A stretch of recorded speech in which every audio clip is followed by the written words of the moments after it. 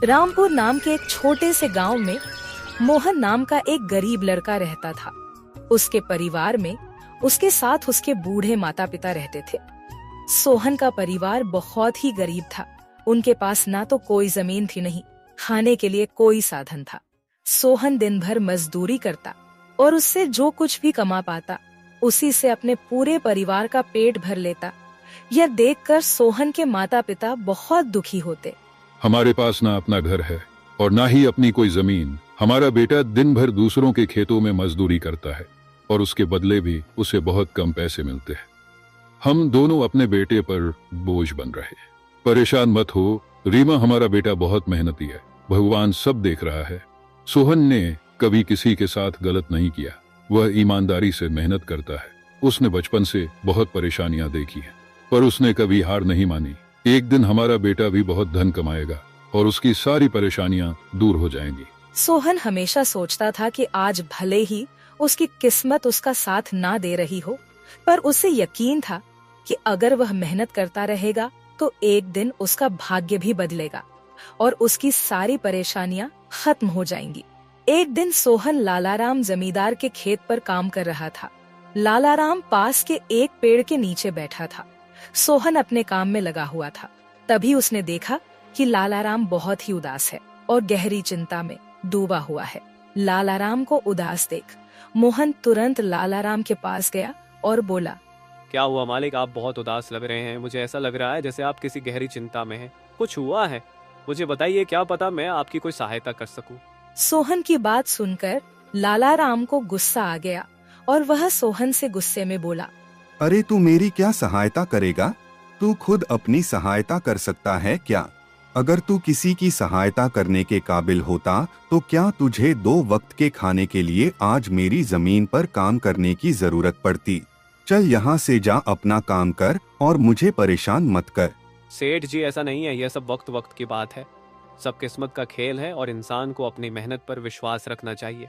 आज भले ही किस्मत मेरे पक्ष में ना हो, लेकिन अगर मैं ईमानदारी और लगन से मेहनत करता रहूंगा तो किस्मत भी एक दिन मेरी तरफ झुक जाएगी।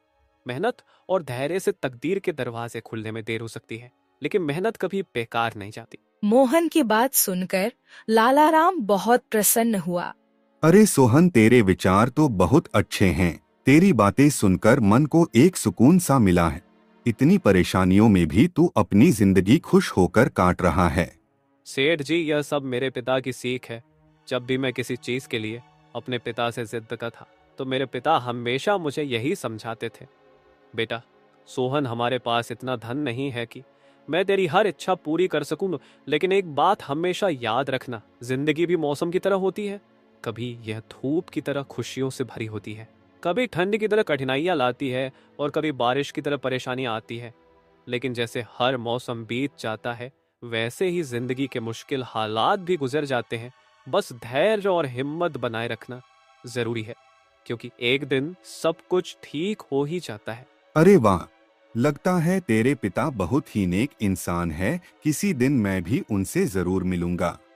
मालिक, क्या हुआ है? आप एक बार मुझे साफ साफ बताइए, क्या पता आपकी परेशानी का कोई हल मिल ही जाए। अरे सोहन, मैं एक बहुत बड़ी परेशानी में फंस गया हूँ। मुझे अपनी परेशानी का कोई भी हल नजर नहीं आ रहा है। सेठ जी, एक बार मुझे बताइए तो क्या पता आपकी परेशानी का कोई हल निकल ही जाए। सोहन, हमारे गांव में मेरे पिता की एक पुश्तैनी जमीन थी जो काफी पीढ़ियों से हमारे पास थी। उस पर मेरा और मेरे भाई का हक है, पर हमारे गांव के ही 2 बाप बेटों ने उस पर कब्जा कर लिया है। मैं पुलिस थाने में केस दर्ज कराने की सोच रहा था, लेकिन गांव के बहुत बड़े बड़े लोग उनके साथ हैं। मैं कितनी भी कोशिश कर लूं, लेकिन मैं उन लोगों का कुछ नहीं बिगड़ पाऊंगा। अब तो उन लोगों ने उस जमीन पर खेती भी शुरू कर दी। मेरे पिता की पुश्तैनी जमीन मेरे हाथों से छीनी जा रही है, इसलिए मैं बहुत परेशान हूँ। मुझे समझ नहीं आ रहा मैं अब क्या करूँ। आप सही कह रहे हैं सेठ जी, अगर आप कानून का सहारा लेकर भी अपनी जमीन को वापस लेने की कोशिश करेंगे तो भी आप उनका कुछ नहीं कर पाएंगे। हाँ सोहन, अब तू ही बता, मैं अब क्या करूँ? मैं तो सोच सोच कर परेशान हो गया हूँ। मेरी पुश्तैनी जमीन छीनी जा रही है और मैं कुछ भी नहीं कर पा रहा। सोहन ने कुछ देर सोचा और कहा, मालिक आप चिंता मत कीजिए, हर परेशानी का कोई ना कोई हल जरूर होता है।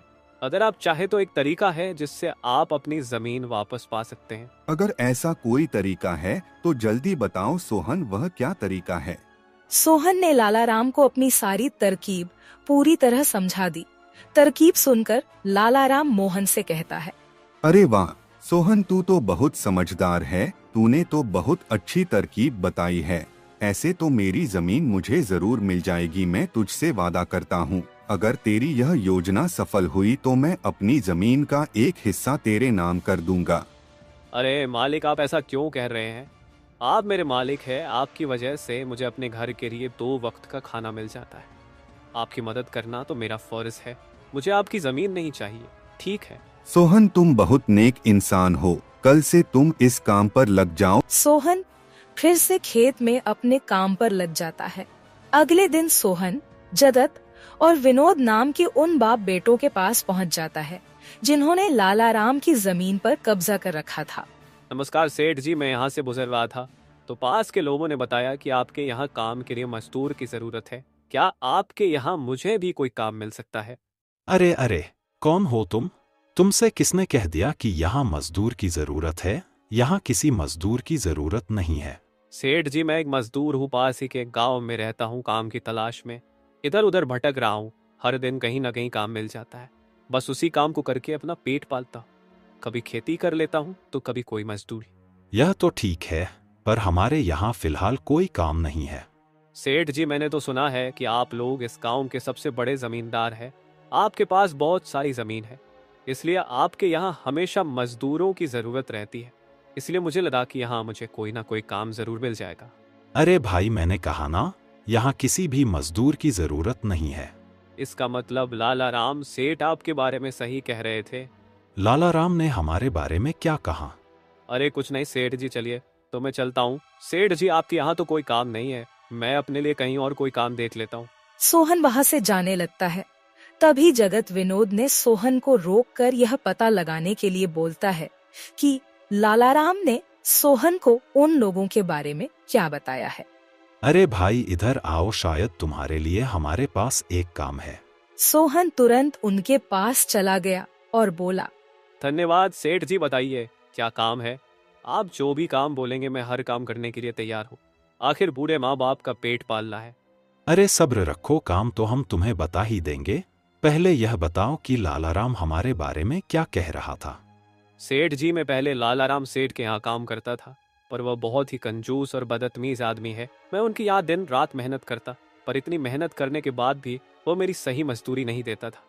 इस बात पर कल मेरी उससे बहस हो गई थी। फिर क्या हुआ? लालाराम ने हमारे बारे में क्या कहा? जब मेरी सेठ लालाराम से बहस हो रही थी तब उसने ने मुझे कहा कि पूरे गांव में उनसे ज्यादा मजदूरी कोई नहीं दे रहा। तो मैंने गुस्से में कह दिया कि गांव के सबसे बड़े जमींदार जगत सेठ और विनोद सेठ सबसे अच्छी मजदूरी देते हैं, इसलिए उनके यहाँ हमेशा काम करने वालों की भीड़ रहती है। हाँ भाई, बिल्कुल सही कहा था। आखिर हम गांव के सबसे बड़े जमींदार हैं। हमारा फर्ज है कि जो भी मजदूर हमारे यहाँ काम करता है उसे उसकी मेहनत के हिसाब से सही मजदूरी मिले। वाह सेठ जी, आपने बहुत अच्छी बात कही। लालाराम सेठ कभी भी आपकी बराबरी नहीं कर सकता, वह तो शायद आपके जितना भी नहीं सोच सकता। जगत और विनोद सोहन की चापलूसी भरी बातों में आ जाते हैं और उसे अपने यहाँ काम पर रख लेते हैं। चलो अब काम की बात करते हैं। तुम एक अच्छे इंसान लगते हो। हमें अपने खेत पर काम करने के लिए तुम्हारे जैसे ही एक मजदूर की जरूरत है। कल से ही काम पर आ जाना। कुछ दिन ऐसे ही बीत गए। एक दिन जगत अपने बेटे विनोद से बोला, विनोद बेटा, यह सोहन तो बहुत मेहनती है। यह अकेले ही 4 लोगों का काम कर देता है। अच्छा हुआ कि हमने इसे रोक लिया। हाँ पिताजी, आप सही कह रहे हो। सोहन बहुत मेहनती है, इसके जितना काम शायद ही कोई और करता होगा। ये पूरा दिन यहाँ काम पर अकेला लगा रहता है। सोहन की मेहनत ने जगत और विनोद का दिल जीत लिया। कुछ दिन और बीत गए। एक शाम जगत और विनोद अपने खेतों का दौरा कर रहे थे। जब वे अपने खेत पर पहुँचे तो देखा कि सोहन इतने देर तक भी काम कर रहा था। सोहन भाई, अब तो रात होने वाली है, तुम इतनी देर तक काम क्यों कर रहे हो? अब घर जाओ और आराम कर लो। सेठ जी, हमारी किस्मत में आराम कहाँ है? घर पर बूढ़े माँ बाप है, काम नहीं करूंगा तो उनके लिए 2 वक्त का खाना कहाँ से जुटा पाऊंगा? घर पर बैठकर आराम करने से अच्छा है कि मैं काम करूं। इस तरह मेरा मन भी लगा रहता है। तुम बहुत मेहनती हो सोहन, आज का काम यहीं छोड़ दो और घर जाकर आराम करो। नहीं सेठ जी, इसकी कोई जरूरत नहीं है। मैं काम करने में खुश हूँ। आप लोग जाइए, मैं ठीक हूँ। ठीक है सोहन, फिर हम जाते हैं। जब तुम्हारा मन करे काम खत्म करके अपने घर चले जाना, ठीक है। इसके बाद जगत और विनोद खेत को सोहन के भरोसे छोड़कर चले गए। अगली सुबह जब विनोद और जगत अपने खेत पर लौटे तो देखा कि वहाँ पुलिस खड़ी है। पुलिस को देखकर दोनों दौड़ते हुए आए और पूछा, क्या हुआ थानेदार साहब, आप यहाँ क्या कर रहे हैं? क्या यह जमीन तुम दोनों की है? हाँ थानेदार साहब, यह जमीन हमारी है, हमारे पास इसके कागजात भी हैं। फिर तो तुम दोनों को ले जाकर जेल में डालना ही पड़ेगा। यह क्या कह रहे हैं थानेदार साहब, हम कुछ समझे नहीं, आप क्या कहना चाह रहे हैं? अभी तुम दोनों बहुत अच्छे से समझ जाओगे। वह देखो तुम्हारी जमीन से क्या निकला है। थानेदार के कहते ही दोनों बाप बेटे जब पलट कर देखते हैं तो वहाँ उनकी जमीन में एक लाश दबी हुई थी जिसमें सिर्फ कंकाल बचा था। यह देखकर दोनों बाप बेटे डर जाते हैं।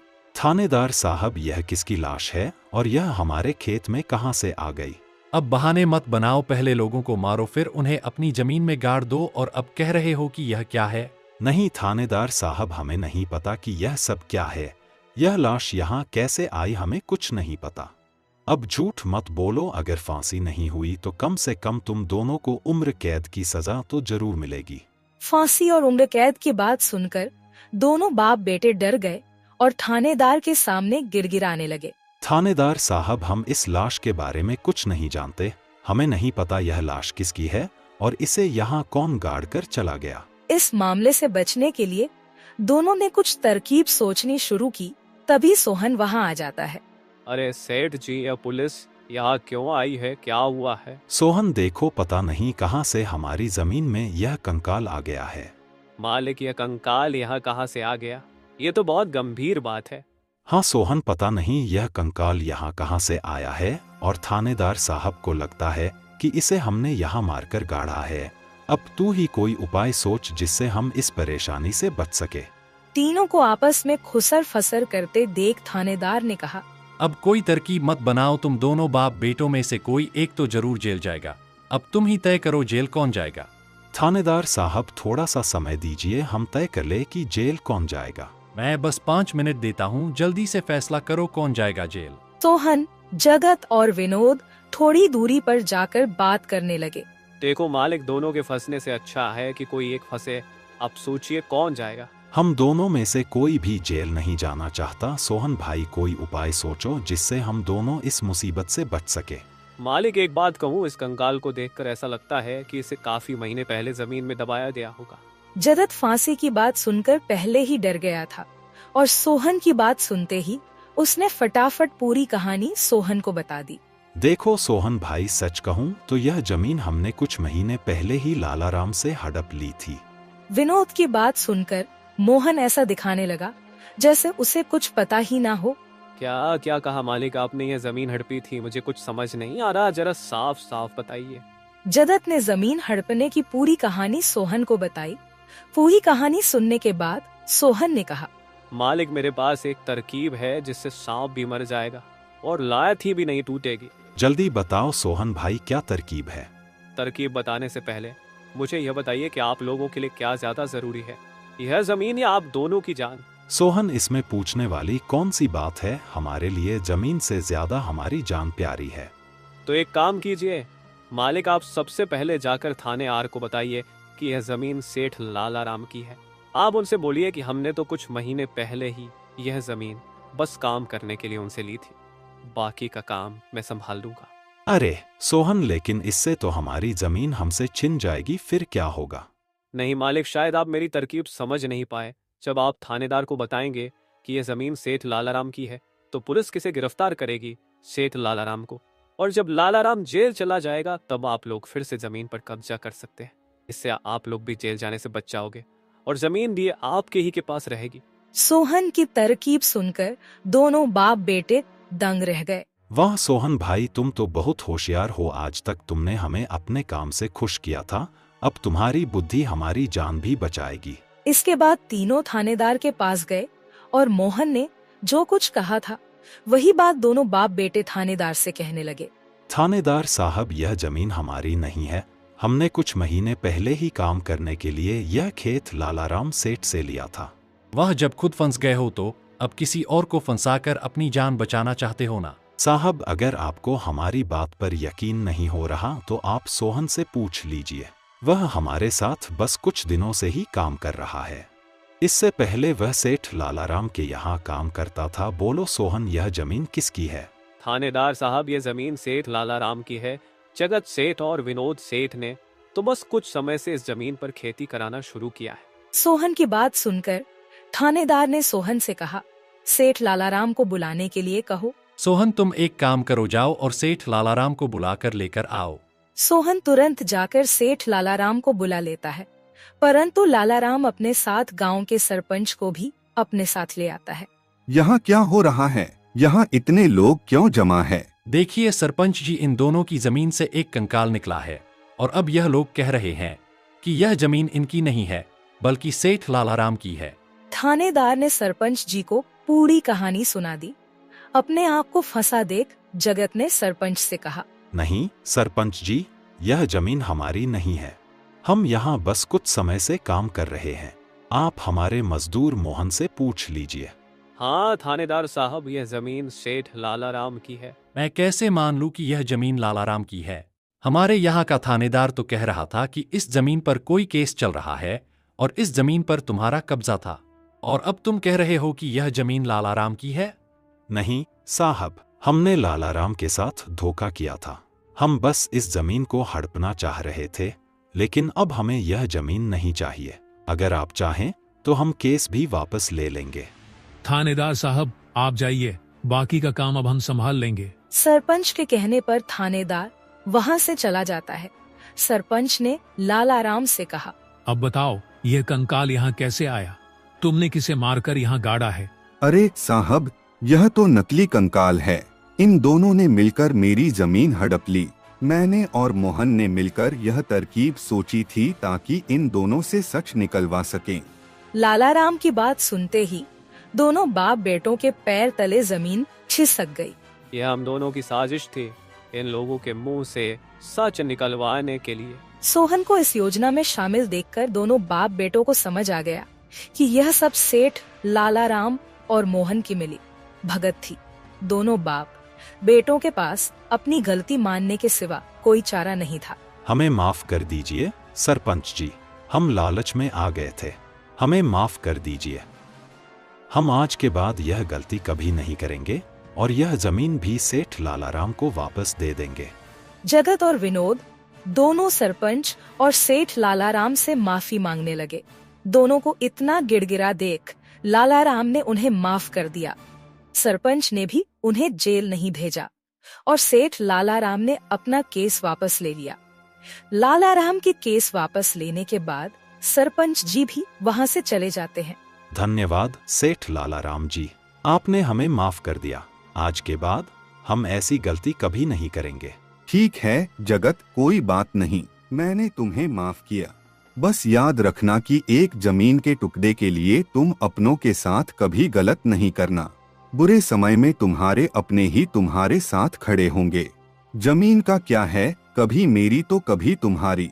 आखिर में सेठ लालाराम ने सोहन को जमीन का एक हिस्सा दे दिया और उसे जमीन का मालिक बना दिया। सोहन, जैसा कि मैंने वादा किया था, जिस जमीन पर तुम काम कर रहे थे, आज से वह जमीन तुम्हारी है और अब तुम उसके मालिक हो। नहीं मालिक, इसकी कोई जरूरत नहीं है। याद करो सोहन, तुमने मुझसे क्या कहा था? बस मेहनत करते रहो, एक दिन तकदीर का दरवाजा जरूर खुलेगा। तो समझो तुम्हारी तकदीर का दरवाजा खुल चुका है और अब तुम भी जमीन के मालिक हो। अब से तुम्हें किसी और के यहाँ काम करने की जरूरत नहीं पड़ेगी। इस तरह मोहन ने अपनी मेहनत और बुद्धि से सेठ लालाराम को उसकी जमीन वापस दिलाई और दोनों ठगी करने वाले बाप बेटों को भी सबक सिखाया। इस तरह मोहन ने अपनी मेहनत और चतुराई की मदद से अपनी फूटी किस्मत बदल दी और अब वह भी एक बड़ी जमीन का मालिक बन गया था।